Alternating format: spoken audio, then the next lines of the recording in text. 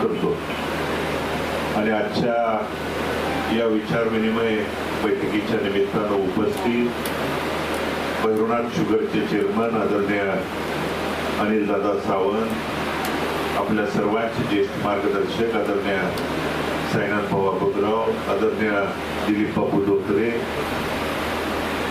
उपस्थित भारत नानांच्या पासून खांद्याला खांदा लावून काम करणारे सर्व वडीलधारी ज्येष्ठ, आपल्या पंढरपूरच्या तालुक्याच्या कानाकोपऱ्यातून आलेले सर्व विविध संस्थांचे सर्व सन्माननीय पदाधिकारी, आपल्या परिवारातील सर्व ग्रामपंचायत विविध संस्थांचे सर्व सन्माननीय आजी माजी पदाधिकारी, शहरातील सर्व सन्माननीय आजी माजी पदाधिकारी, उपस्थित पत्रकार बंधू,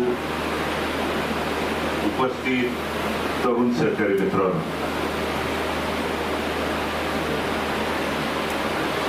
या विचार विनिमय बैठकीच्या निमित्तानं सध्या पत्रकार बांधवांच्या माध्यमातून, प्रिंट मीडियाच्या माध्यमातून आपल्यापर्यंत ज्या काही बातम्या चर्चा त्या ठिकाणी आल्या, त्या निमित्तानं सध्या चालू असलेल्या परिस्थितीवरती आपल्याशी चर्चा करण्यासाठी, विचार विनिमय करण्यासाठी ही त्या ठिकाणी महत्वाची बैठक आज आपल्याला आयोजित त्या दरम्यान केलेली आहे. विधानसभेची निवडणूक झाल्यानंतर आपल्याला पराभवाला त्या ठिकाणी सामोरं जावं लागलं. त्यानंतर अनेकांनी संपलोय, आता यांचं काय राहिलंय अशा पद्धतीच्या वल्गना त्या ठिकाणी केल्या.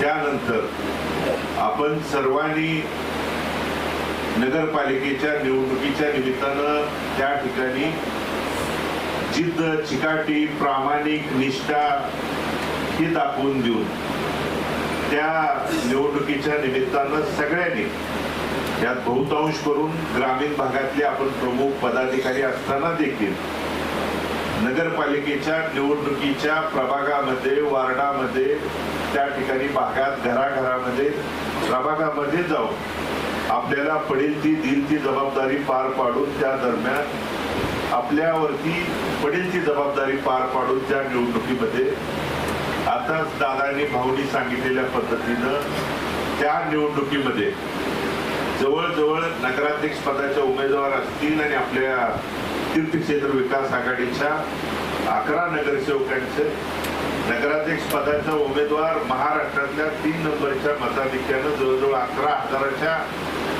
मताधिक्यानं विजयी करण्याची भूमिका इथल्या मायबाप जनतेने आपल्या सर्वांच्या परिश्रमानं, अथक प्रयत्नानं त्या ठिकाणी घडवण्याची भूमिका आपण त्या ठिकाणी पार पाडली. आणि जनतेचा आशीर्वाद, आपला पाठिंबा, पाठबळ असल्यानंतर कुणाच्या वल्गना, कुणाच्या भूलथापेला त्या ठिकाणी कोणी त्या ठिकाणी संपत नाही हे दाखवून देण्याची भूमिका आपण त्या ठिकाणी दाखवून दिली. दादांनी सांगितलेली भूमिका खरी आहे, वस्तुस्थिती आहे. राजकारणात त्या भूमिका राजकीय घडामोडीमुळे होतात, चुकतात, पण त्या पुढे गेल्यानंतर त्या दुरुस्त करावं लागतात. कारण आज जर इथं बघितलं तर मी, अनिल दादा आणि दिलीप बापू, आमच्या तिघाची मताची जर बेरीज बघितली तर 1,30,000 आहे आणि विजयी उमेदवाराची मताची बेरीज आहे 1,24,000. त्यामुळं आपल्या लोकांनी, मतदान करणाऱ्या लोकांनी भरभरून दिलंय. पण मतभेदामुळं, मनभेदामुळं ज्या काही घडामोडी झाल्या, चुका झाल्या, त्या दुरुस्त करून जोपर्यंत आपण पुढे जाणार नाही, बदल करणार नाही, तोपर्यंत आपण त्या ठिकाणी दुरुस्ती करणार नाही. आणि आज दुरुस्ती केल्यानंतर निकालामध्ये आणि आपल्या लोकांना न्याय देता येईल या भूमिकेतून आपण नगरपालिकेला त्या गोष्टी दाखवून दिल्या, जिल्हा परिषद, पंचायत समितीला त्या गोष्टी त्या ठिकाणी दाखवून दिल्या. त्या निकालामधून त्या ठिकाणी आपल्याला बदल बघायला मिळाला. म्हणून भविष्य काळातल्या आपल्या लोकांच्यासाठी आता अगोदरच्या मनोगतामध्ये त्या ठिकाणी अनेक जणांनी बोलताना सांगितलं की पत्रकार बांधवांच्या माध्यमातून फोटो आल्यानंतर त्या ठिकाणी बघायला मिळते की वेगवेगळी भूमिका. आज 21 डिसेंबरला बंधून नगरपालिकेचा निकाल लागलाय. आज तारीख आहे 7 एप्रिल. या 4 महिन्याच्या कालावधीमध्ये नगरपालिकेचा निकाल लागल्यानंतर आपल्याला लोकांनी निवडून दिल्यानंतर एखादं पत्र विकास कामाच्या निधीच्या बाबतीत कुठल्याही संबंधित मंत्र्यांच्याकडे घेऊन गेल्यानंतर पत्र दिल्यानंतर लगेच तासाभरात बातमी येते प्रवेश. या मग कुठल्याही पक्षाकडे जावा, एखाद्याला भेटायला गेलं पत्र दिलं प्रवेश, समजा ह्याला काय मागायला गेलं प्रवेश. मग एखाद्या विकास कामाच्या बाबतीत निधीच्या बाबतीत जर आपण पत्रच त्या ठिकाणी द्यायचं नाही का? तुम्ही बघा किती या 4 महिन्याच्या बाबतीत त्या ठिकाणी आल्या. मग नगरपालिकेच्या इलेक्शनच्या अगोदर, निवडणूक लढवायच्या अगोदर आपल्या ग्रामीण शहरातल्या सगळ्या वडीलधारी प्रमुख पदाधिकाऱ्यांची भूमिका होती की आपल्याला जर न्याय भूमिका पाहिजे असेल तर आपण सत्ताधारी पक्षाच्या भूमिकेबरोबर गेलं पाहिजे. पण पक्ष पार्टीच्या पलीकडे जाऊन सगळ्याची एकमूट बांधून आपल्याला नगरपालिकेची भूमिका लढवायची आहे. कारण आज पक्षाच्या पलीकडे जाऊन मग दिलीप बापू असतील, हे अनेक नेते मंडळी आज आपल्या सोबत आहेत. पक्ष पार्टीच्या पलीकडे जाऊन बापू हे खंबीरपणानं आपल्या सोबत आहेत, अनेक जण आहेत. म्हणून ती भूमिका मांडत असताना आपण तीर्थक्षेत्र विकास आघाडीच्या माध्यमातून आपण नगरपालिकेच्या निवडणुकीला त्या दरम्यान सामोरं गेलो. आणि म्हणून आम्ही ज्या वेळी त्या नेते मंडळीला भेटलो आणि फोटो त्या ठिकाणी बाहेर आपल्यापर्यंत आले, त्या नेते मंडळीला भेटायला गेल्यानंतर कधी त्या नेत्यांना भगीरथ बालकेला अमुक अमक एखादं पद द्या, तमुक अमक द्या, कधीच त्या ठिकाणी बोललो नाही, मागितलं नाही. मागितलं असेल तर माझ्या नगरपालिकेला त्या ठिकाणी निधी द्या, एखाद्या ग्रामीण भागातल्या एखाद्या कार्यकर्त्याचं ग्रामपंचायतचं पत्र असेल. शिंदे सरांनी मगाशी बोलताना सांगितलं, बोलले, योग्य बोलले. तुम्ही एखादा उद्या कुठला निर्णय घेणार आहे, का घेणार आहे, कशासाठी घेणार आहे, हे योग्यच त्यांनी सांगितलं. आणि मला सुद्धा आवर्जून हेच सांगायचं आहे की उद्या आम्ही कोणताही निर्णय घेत असताना, मी शिंदे सर ठामपणे सांगतोय, कोणताही निर्णय घेत असताना मी त्या नेत्यांना भगीरथ बालकेला कुठलंही एखादं, कारण कुठलंही सर आज 2026 आहे, 2029 पर्यंत आता कुठली निवडणूक नाही, त्यामुळं कुठलं तिकीट मागायचं तर नाही, त्यामुळं आणि मी पाठीमागच्या दारानं तर जाणाऱ्यातला नाही, त्यामुळे कुठलं पद द्या, अमुक अमक द्या, तमुक तमक द्या, मी जाणार असेल तर लढूनच जाणाऱ्यातला कार्यकर्ता आहे. त्यामुळं मी जर काय मागितलं असेल, आणि मी अनिल दादा देखील त्या दिवशीच त्या ठिकाणी साक्षीदार आहे. आम्ही जो फोटो त्या ठिकाणी 2 दिवसापूर्वी आपल्याला बघायला मिळाला, 2 दिवसापूर्वी रात्री 1 वाजता आम्ही त्या ठिकाणी होतो. तुम्हाला जो फोटो आहे त्या दिवशी 3 पत्रावरती सह्या घेतल्या रात्री 1 वाजता. एक होती 32 कोटीच्या शॉक प्रूफ लाईटचे पोल, आपल्या नगरपालिकेला 32 कोटीचा आम्ही मागणी केली. का तर वारी पिरियड मध्ये आपल्या शहरामध्ये जे लाईटचे पोल आहे त्या दरम्यान बऱ्याच ठिकाणी आपल्याला आषाढीला, कार्तिकेला आणि ज्या 4 वाऱ्या चैत्री असलेल्या आणि इतर वारीला ज्यावेळी गर्दी होती त्यावेळी अनेक ठिकाणी करंट लागण्याचे प्रकार त्या ठिकाणी होतात. तर शॉक प्रूफ लाईटचे पोल नवीन जी संकल्पना आली आहे ते साहेब आम्हाला लाईटचे पोल मिळावे म्हणून आम्हाला ती त्या ठिकाणी मागणी असेल. अंडरग्राउंड ड्रेनेजच्या साठीची निधी असेल. आम्हाला जे रस्ते आहेत आम्ही त्यांना साहेबांना मागणी केली की तुम्ही रस्ते देताय, पण कधी देताय? जून जुलैला त्या ठिकाणी तुम्ही आषाढी ऑगस्टच्या दरम्यान आहे, तुम्ही जून जुलैला रस्ते देता. जून जुलैला आषाढीच्या आठवड्याभर अगोदर त्या ठिकाणी रस्ते होत आहेत. एक पाऊस पडला रस्ता धुवून जातोय, तेच रस्ते तुम्ही आम्हाला ह्या एप्रिल महिन्यात जर दिले तर या उन्हाळ्यात जर डांबरीकरणाचा जर तो रस्ता केला तर तो चांगल्या क्वालिटीचा होईल आणि तो कमीत कमी 2-3 वर्ष त्या ठिकाणी त्या रस्त्याला काय होणार नाही. आणि ते त्या ठिकाणी पटलं. आम्ही जो जातोय भगीरथ बालकेला कुठलं त्या ठिकाणी पद द्या किंवा इतर नेत्यांसारखं तिकीट द्या, पद द्या त्या ठिकाणी नाही.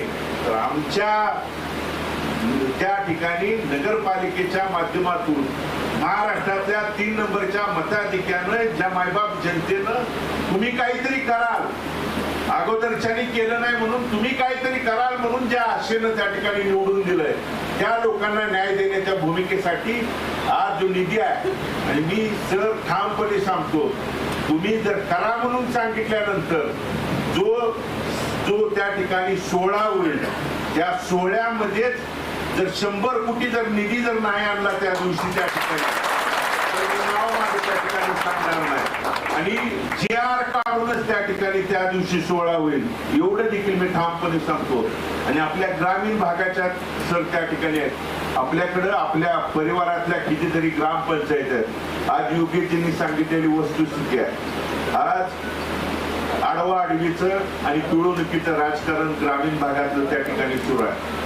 आपल्या ग्रामपंचायतला येणारा निधी अडवणूक पिळवणूक केली जाते का तर त्यांच्या विचाराच्या ग्रामपंचायत नाहीत. मग आमच्याकडे आलं पाहिजे आम्हाला भेटलं पाहिजे मग गेल्यानंतर भेटल्यानंतर मग आमच्याकडे प्रवेश करा.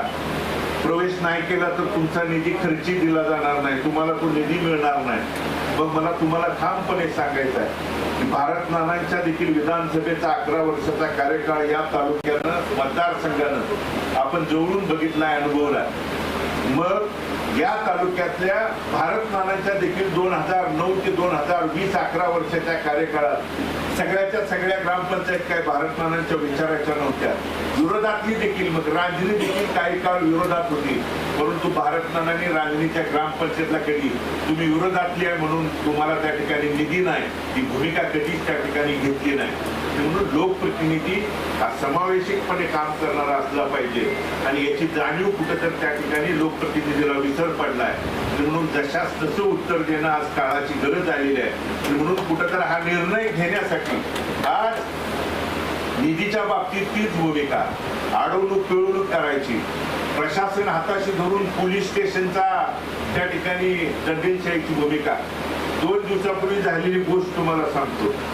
शहरामध्ये काल तुम्ही वाचलं असेल की भालकेच्या नगरसेवकावरती 307चा त्या ठिकाणी गुन्हा लोकेश यादव म्हणून आपल्या नगरसेवकावरती. मला पत्रकार बांधव देखील इथं उपस्थित आहे.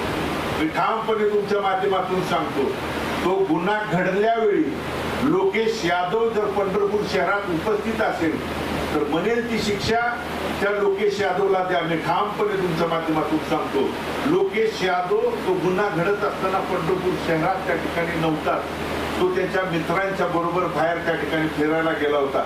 फक्त प्रशासनाला आणि सरकार तुमचं आहे म्हणून वेटीस हाताशी धरून त्या ठिकाणी प्रशासनाला आणि त्या ठिकाणी पोलीस प्रशासनाला धरून तुम्ही सरकार तुमचं आहे म्हणून जर चुकीचा आणि अन्यायग्रस्त हे करत असाल तर तुम्हाला देखील जशास तसं आणि मी पोलीस प्रशासनाला देखील त्या ठिकाणी केलंय. तुम्ही तपास करा.